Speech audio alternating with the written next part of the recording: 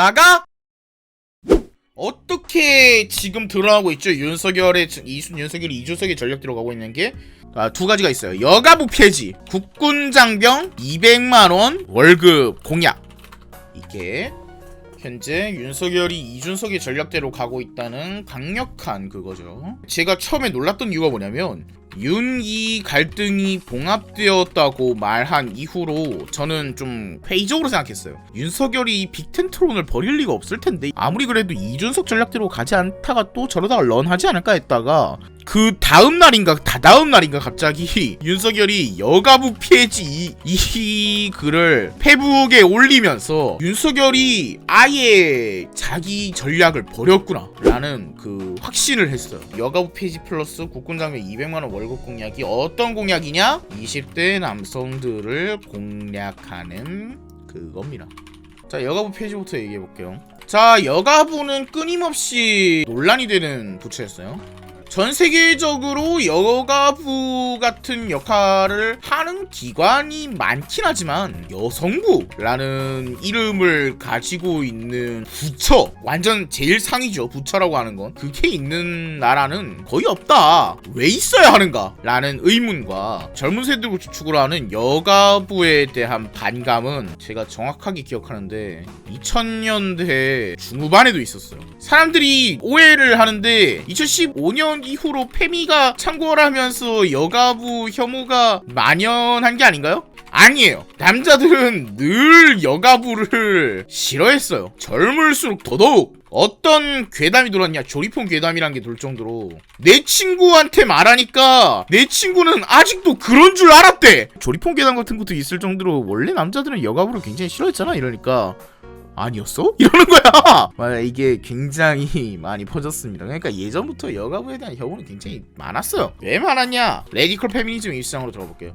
레디컬의 입장, 이게 다 백래쉬. 여성들에게 권익이 많아지는 것 자체를 기존 남성 세력들 그리고 그것에 적응해버린 여성들, 이걸 흉자라고 부를게요.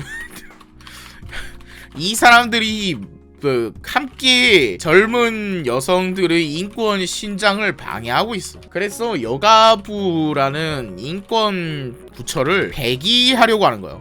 이게 이제 여성단체들의 기본적인 스탠스입니다. 이거 머릿속에 입력해놔. 자, 그리고 실제로 그런 사람도 있겠죠. 없다고 말할 수 없습니다. 이거 없다고 말하면 말도 안 되는 거예요. 페미니스트 사이엔 남성 혐오가 없다라고 말하는 거랑 비슷한 겁니다. 저요 아유 그래 나가라. 어허허 나가? 다만 대부분이 여성부에 대해서 회의감을 갖는 것은 니네들 뭐 했는데야?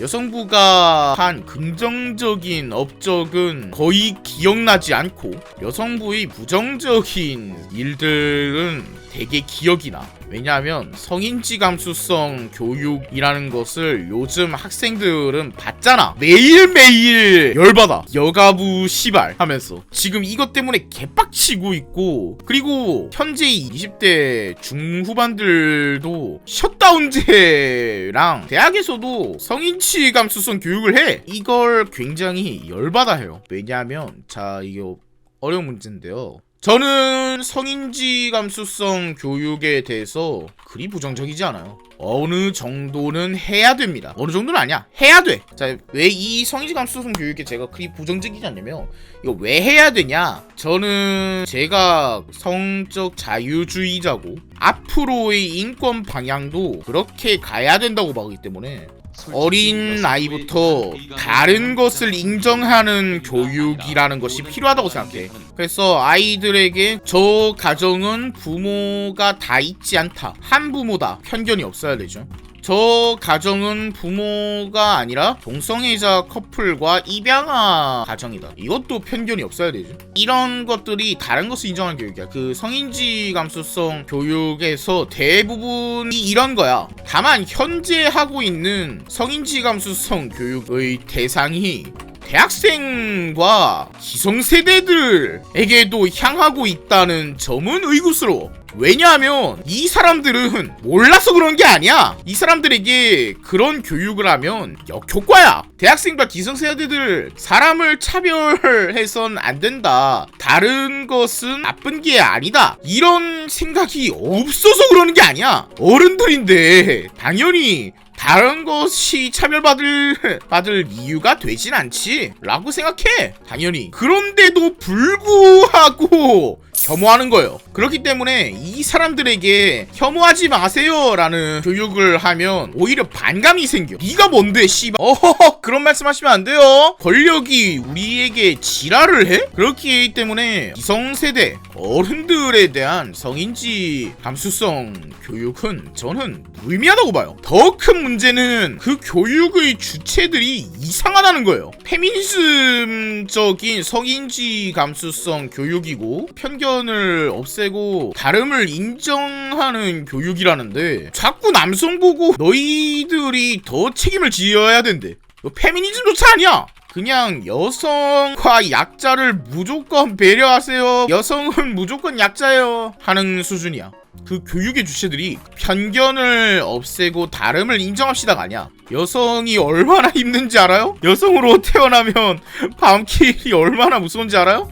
우리의 공포를 인정해라.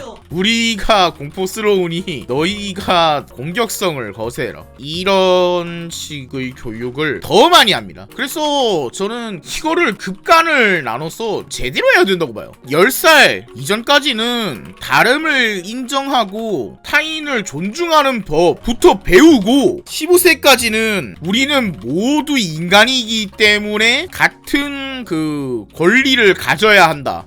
보편성을 가르쳐야 돼. 그리고 15세 이후부터 다른 것을 가르쳐야 돼. 여성이 현 사회에서 뭐가 불리한가? 약자들이 왜 약자이고 어째서 현재 그들을 좀 더 배려하는가? 정도를 나눠서 가르쳐야 돼. 안 그러면 오독이 생겨요. 이걸 반대로 한다 생각해볼게. 10살 이전에 배려받아야 할 약자라고 가르친다 쳐. 10살 이전 사람들은 여성만 차별받나 보다. 남성은 무조건 여성보다 유리한 건가? 오독을 이끌게 돼요. 그 이후에 다름을 인정하고 타인을 존중하는 법을 배우면 꼬아져요. 남성도 차별받는 구석이 있는데 여성만 차별받는다 이러면 어떻게 되는지 알아요?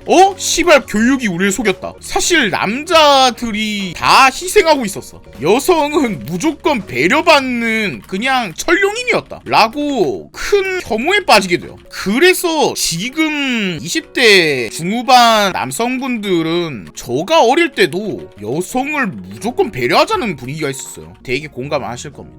이 사람들이 가장 강경한 안티페미니스트가 된 이유는 제 눈엔 저게 크다고 봐요. 배신감. 우리는 속았다 라고 판단하면서 우리가 받는 차별을 더 크게 인식합니다. 그래서 저는 성인지 감수성 교육을 중요시 생각해요. 왜냐하면 그 교육은 여성을 배려하자라는 교육이 아니라 여성도 남성과 똑같은 인간이고 그들의 삶을 서로 존중해야 한다 라는 교육을 해야 하는 겁니다. 그래서 지금 제가 보는 여가부에서 주도하는 성인지 감수성 교육이란 거는 과거의 가부장적 시대에 여성들이 얼마나 힘들고 불쌍하고 약자고 이 소리를 하루 종일 반복하는 수준이에요. 자, 그런데 이거는 이제 성인지 감수성 교육만 얘기한 거죠. 여가부 얘기를 좀 더 해봅시다. 자, 생각해봅시다. 그걸 왜 여가부가 해야 되죠? 교육부에서 하면 안 되나요? 이거 교육 현장에서 선생이라는 공무원들이 하는 거고 외부 인사를 초청해야 된다고 하면 교육부에서 따로 그거 예산 편성해도 되잖아. 왜 여가부가 해야 되는 건가? 옛날 유승민 씨의 공약 중에 그게 있었어요. 여성가족부를 해체하고 각 부처에 여성 전담 그 팀을 만든다. 이게 저는 더욱 괜찮은 대안이라고 생각해요. 각 부처마다 여성에 대한 지원도가 달라요. 각 부처에서 이건 각자의 수준에 맞게 조절해야 돼. 근데 여가부는 각 조직의 전문가가 아니에요. 내부에 전문가가 없어요. 여성가족부는 모든 방면의 전문가가 있어야 돼요. 그런데 오히려 그래서 여성가족부에는 전문가가 없어요. 각 부처에서 더 잘할 수 있는 여성정책을 여성가족부에서 더 못하고 있다 라고 판단할 수 있는 거예요. 그래서 여가부의 가장 큰 문제는 지금 일을 잘 못한답니다. 그렇다고 상징적인 부처, 우리는 여성을 이렇게 신경 쓴다 라는 상징적인 부처로 남기기엔, 왜냐면 이게 실제로 상징적인 의미가 있어요. 돈을 많이 써요. 물론 전체에서 많이 쓰는 수준이라고 볼 수는 없어요. 감안해도 상징치고는 돈을 너무 많이 써요. 그리고 웃긴 거 있다? 고용노동부에서 여성 전담팀이 있어. 거기서도 여성 관련 정책을 내. 근데 여가부에서 똑같이 여성 고용 정책을 내. 둘 다 해. 두 개가 동시에 가고 있어. 중복 행정이야. 자, 페미니즘 자아에서 지금 생각해봅시다. 저는 언제나 마음속으로 악마의 변호인을 해요. 페미니즘 자아가 지금 생각하고 있어요. 상징성도 있고 두 개가 중복 행정이라서 나쁘다 칩시다. 여가부는 그런 정책을 총괄해서 컨트롤 타워 역할을 수행할 수 있지 않나? 그러니까 여성 정책에 대한 일관성을 유지하기 위해 필요하지 않나? 라고 이제 실제로 생각할 수 있습니다. 여가부는 그 일을 어느 정도는 합니다. 그래서 여가부가 완전 무쓸모라고까지 보긴 어려워. 여가부가 완전 무쓸모라고 생각하는 사람은 아예 여가부에서 한 일이 없다고 생각하지만, 의외로 성범죄는 친고죄가 아니게 만들었다. 호주제 폐지도 있네요. 낙태죄 폐지는 잘한 게 아닌데요? 여러분은 그렇게 생각할 수 있어요. 하지만 저는 이게 전부 다 잘한 일이라고 생각합니다. 그래서 이게 여가부의 족적이에요. 아니라고 생각하는 사람도 있어요. 태아가 생명이기 때문에 너무 살인과 다름없다, 죄다 라고 생각하는 사람도 있어요. 마치 호주제가 필요하다고 생각하는 사람처럼. 당연히 사람의 생각은 다르기 때문에 그럴 수 있습니다. 호주제가 필요하다는 주장이 근거가 있나요? 그 사람 나름에겐 근거가 있겠죠. 호주제가 있어야만 지금까지 이어나왔던 우리나라의 그게 유지가 된다, 이런 기조가 있겠지, 당연히. 자, 그래서 이런 게 여가부의 족적입니다. 여가부에서는 의외로 많은 일들을 했어요. 물론 여가부가 생긴 지 거의 20년이 넘어가는데 이게 아동 청소년 문제. 저게 정말 많다고 봐야 하는가는 의문이긴 해요. 투자 대비 효율이 별로고 충분히 대체할 수 있는 부처이고, 현재 한데 모여있는 이유가 불확실하며 전 국민의 의사가 여가부 폐지 쪽으로 가닥이 잡혀있어. 의외로 여성들의 사이에서도 여가부 폐지로는 꽤 많습니다. 남성의 여가부 존치 쪽 여론보다 큰 걸로 압니다. 아유 씨발, 이렇게 쿨도네를 안 주는 거야. 이렇게 많이 주시면 곤란합니다. 최현진님, 많은 후원 감사합니다. 정말 고마운데 너무 많이 주시면 제가 좀 부담스러워요. 감사합니다, 최현진님. 다른 분들이 저 최현진님 반만 닮았으면 저희 아들이 실수로 도래했는데 환불되나요? 어허허, 나가? 자, 그래서 남성들의 여가부 정치 쪽보다 이제 여성들의 여가부 폐지는 꽤 많기 때문에 여가부 폐지가 이제 전국민적인 나름 합의를 얻었다라고 볼 수는 있어요. 그래서 지금 여가부 폐지 쪽 여론이 많은데 정치인들이 들고 나오기를 굉장히 꺼려했어요. 왜 꺼렸느냐? 여성들의 조직력이 굉장히 높기 때문입니다. 그리고 여성단체도 굉장히 많아, 시민단체 중에. 그리고 그 여성단체들은 대개 세금을 많이 먹고 있고, 그 덕분에 정치권에 줄이 닿는 경우가 엄청 많아. 그래서 정치권에서는 여성부 얘기는 예전부터 국민들은 별로 안 좋아했어. 그럼에도 불구하고 못해. 근데 2017년에 페미니즘 세력이 역대급으로 강성했기 때문에 이런 얘기가 메인 화두가 되지 못했는데, 왜 2022년 현재는 윤석열이 여가부 폐지라는 5글자만 들고 나왔는데 전국이 완전 흔들렸냐면, 윤석열이 이준석의 정치 체계에 맞춰갔다는 충격, 이게 이제 첫 번째 충격이죠. 2번, 윤석열은 유력 대선 후보죠. 유력 대선 후보의 여가부 폐지론이 나오고 그것이 메인 공약급으로 나오는 것이 처음이기 때문이야. 3. 그 시점에 이재명이 닷페이스에 출연했어. 이재명은 지금까지 여성단체들, 레디컬 페미니즘 세력들과 그렇게까지 가까운 모습을 보이진 않았어요. 오히려 동성애자가 앞에서 뭐라 떠드는데 말 다 했죠? 이러고 돌아서서 반PC 세력에게 호감 이미지도 있었어요. 그런데 문재인도 비슷한 일이 있었습니다. 군대 내의 동성연애 반대, 동성혼 반대라고 토론 때 말해서 꽤 난리가 났었어요.